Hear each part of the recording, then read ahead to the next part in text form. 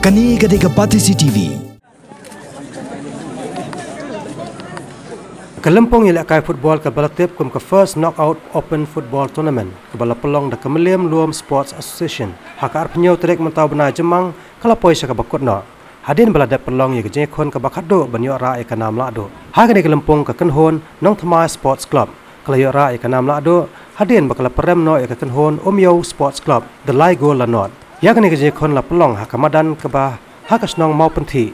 Bad haka jelang sampus nam lai dan langru UMLA bad MDC barem kanongkrem constituency uba alambon mangyang balalong kongsan haka jelang. Nang tau chief advisor jang Kemeliam Luam Sports Association uba Hamlet Doling bad kiwede kinong ilam bagi dekat jang ni kaseng. Kakanhon ke bala job ya kanam lado haka ni kelempong kata Nongthymmai Sports Club nalor ko trophy kala yoru ya kusnam da kapisa arpo hajar tingkah. Kat baka kanhon Omyo Sports Club ke balawan baar kala yo 10,000 tingkah. Kani ketika Patisi TV.